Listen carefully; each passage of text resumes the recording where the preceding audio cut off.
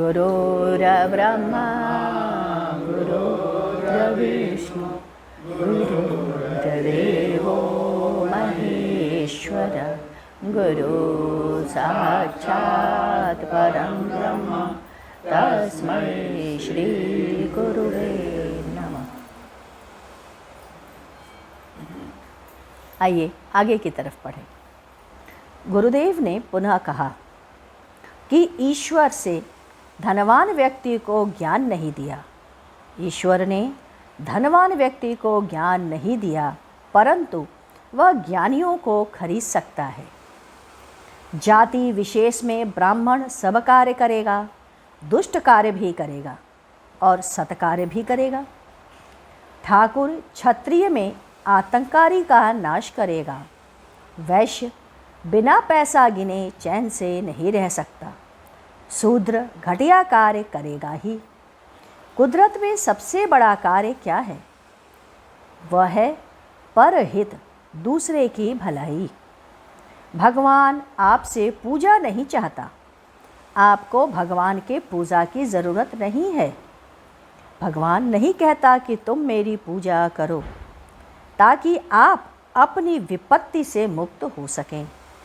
आप दो कारणों से भगवान की पूजा करते हैं। पहला भयवश या आकांक्षावश और दूसरा प्रेमवश। आपका जब शरीर छूट जाएगा तो जो कर्म आपके द्वारा हुए हैं उसका भोग भोगना ही होगा। आप भोगेंगे ही, कभी कभी पूरा परिवार को भी भोगना पड़ता है। शादीशुदा स्त्री ने किसी बाहरी व्यक्ति से प्रेम संबंध बना लिया। भाई को यह बात ज्ञात हुई, उसने उस व्यक्ति को मरवा दिया। उस स्त्री का कर्मा पूरे परिवार को भोगना पड़ेगा। यह स्त्री के गुनाह का प्रतिफल है, आप भी भोगेंगे।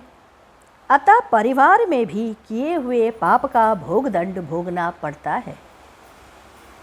इसलिए भगवान तुमसे पूजा नहीं चाहता। यदि उसकी इच्छा होगी तो एक हाथी से, एक परिंदे से भी वह पूजा करा सकता है। गज का कथा इसी का प्रमाण है। भगवान ने स्त्री को कामी बना दिया है ताकि वह भोग भोगे। पुरुष तो कामी होता ही है और पाप करता है, परंतु स्त्री 10 गुना पापी हो जाती है। पुरुष का पाप खुल जाता है और स्त्रियों का पाप छुपे छुपे ही रहता है। यह धन जड़ है, इससे एक एक आदमी को खरीदा जा सकता है। अपवाद छोड़ को यदि हिसाब करना शुरू कर दोगे तो बिक जाओगे। एक गायिका थी, मंच पर गाने लगी।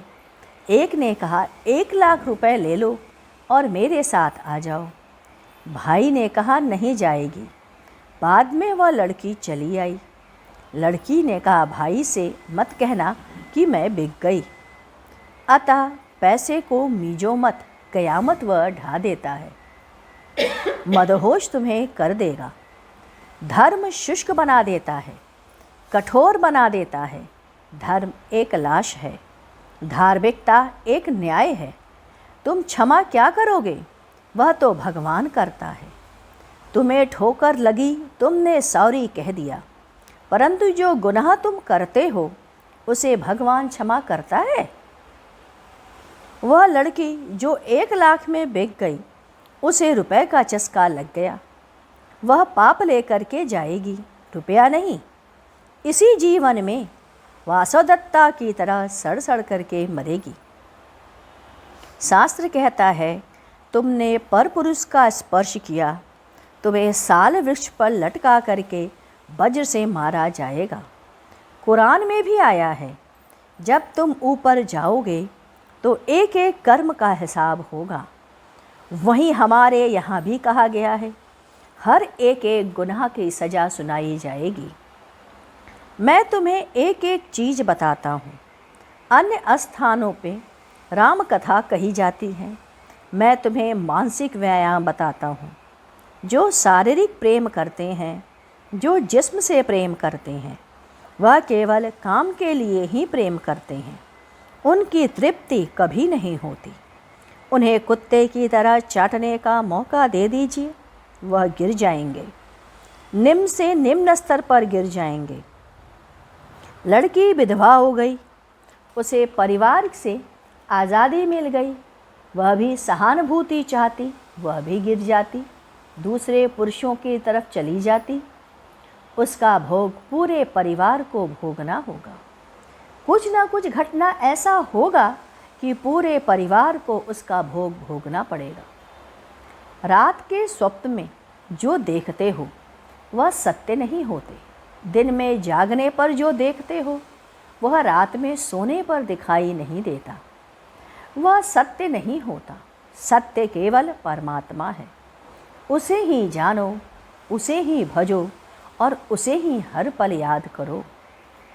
नागपुर के पास 125 वर्ष पूर्व एक मुसलमान फ़कीर हुए जो बाद में भुसावल चले गए। उनका नाम था तजाबुद्दीन। ये शिरडी के साईं बाबा के किसी माने से कम नहीं थे। इनके विषय में एक कहानी सुनाई जाती है कि एक नर्तकी थी जो नाच गाकर अपना जीविकोपार्जन करती थी। एक बार इसके पिता ने देखा कि एक लड़की नाच रही है। उस समय किसी के घर वह गए थे। नाचते नाचते जब वह सिर झुकाए तो इनको उसके सिर के ऊपर एक रोशनी दिखाई दे। ये समझ नहीं पा रहे थे। उन्होंने लड़की के बाप से इसके इल्म और हुनर के बारे में पूछताछ की। उसने कहा, इसे केवल काम आता है, यही कार्य इसे प्यारा लगता है। प्रथम खुदा के सामने सिर झुकाकर प्यार करना, दूसरा जो गरीब आते हैं उनकी खिदमत करना। उन्होंने कहा, एक बार यह फिर नाचेगी? पिता ने कहा, क्यों नहीं, आप धनवान हैं। नहीं, क्यों नहीं करेगी। वह नाची, सिर झुकाई, पुनः वही रोशनी उसे दिखाई दी। उन्होंने कहा, यह केवल मेरे सामने बैठ जाए। वह सिर झुकाकर बैठ गई। वह सोचने लगे, यह मेरी औरत होने के लायक तो नहीं है। यदि होगी तो अच्छे दर्जे की होगी। उन्होंने उसके पिता से कहा, एक फरमाइश है, आप मानेंगे? पिता ने कहा, आप कहें। उन्होंने कहा, नहीं, पहले आप कहें कि आप मानेंगे। पिता ने कहा, देखिए, मुझे पैसों की ज़रूरत नहीं है। उन्होंने कहा, पैसे की बात ही नहीं है, पहले आप कबूल करें कि आप जो हम महेंगे वो आप हमें देंगे। हम इस लड़की से निकाह करना चाहते हैं। उन्होंने कहा, मुझे निकाह से इनकार नहीं, केवल आपका भयानक चेहरा मेरे सामने आड़े आ रहा है। लड़की डर जाएगी। घर आकर पिता ने लड़की की माँ से कहा। माँ ने पूछा, तुमने क्या कहा? पिता ने कहा, मैंने मना कर दिया। माँ ने कहा, कुछ शर्तें रख दो, जैसे लड़की से ज़ोर से नहीं बोलेंगे, धन की बरसात तो होगी ही, अब लड़की से भी पूछ लें। उस पे पूछा गया, बेटी, तुम जिसके सामने नाच रही थी, यदि उससे तुम्हारा निकाह हो जाए तो खुश रहोगी? लड़की ने कहा, जाऊंगी तो फिर घर नहीं लौटूंगी। लड़की का निकाह हो गया। लड़की विदा हो गई। पति ने कोई भी सामान लेने से इनकार कर दिया, परंतु लड़की के पिता ने बैलगाड़ी में सामान भेज दिया। 10 महीने बाद तजाबुद्दीन बाबा का जन्म हुआ। 10 महीने के बाद तजाबुद्दीन बाबा का जन्म हुआ। माँ ने देखा ऊपर से कोई रोशनी फट करके आई और बच्चे के अंदर समा गई।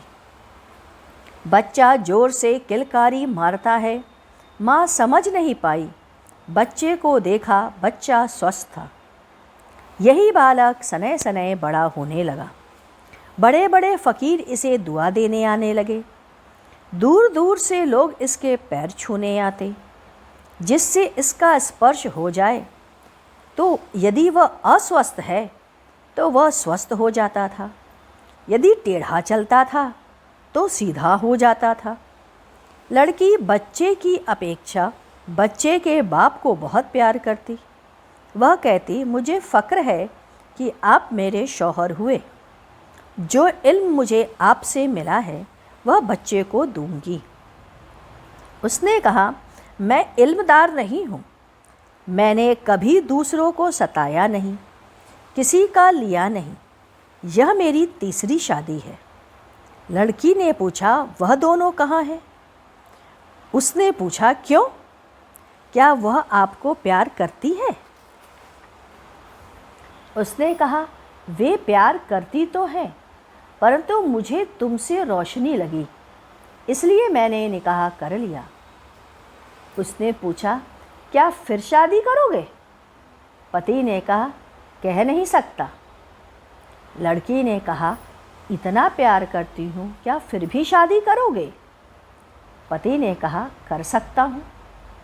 पति जब बाहर से आता था तो उसके जूते को चूमकर सीने से लगाती और उसे पंखा झलती, उसके हर कार्यों को करती। एक दिन लड़की ने कहा, मैंने उन दोनों को देखा नहीं, उन्हें बुला लीजिए। पति ने कहा, तुम्हारा हुक्म नहीं चलेगा। मैंने उन्हें मकान और धन दे दिया है। कुछ दिन बाद वह लड़की को छोड़ करके चला गया और पुनः नहीं आया। इसके बाद इधर तेजाबुद्दीन बड़े होते चले जा रहे। आगे की कथा हम फिर पढ़ेंगे। आइए गुरु कीर्तन करें। ओम मंगलम ओंकार मंगलम, गुरु मंगलम गुरुदेव मंगलम। ओम मंगलम ओंकार मंगलम, गुरु मंगलम गुरुदेव मंगलम। ओम मंगलम ओंकार मंगलम, गुरु मंगलम गुरुदेव। ओम मंगलम ओंकार मंगलम, गुरु मंगलम गुरुदेव मंगलम। ओम मंगलम ओंकार मंगलम, गुरु मंगलम गुरुदेव मंगलम। बोलिए सतगुरुदेव की।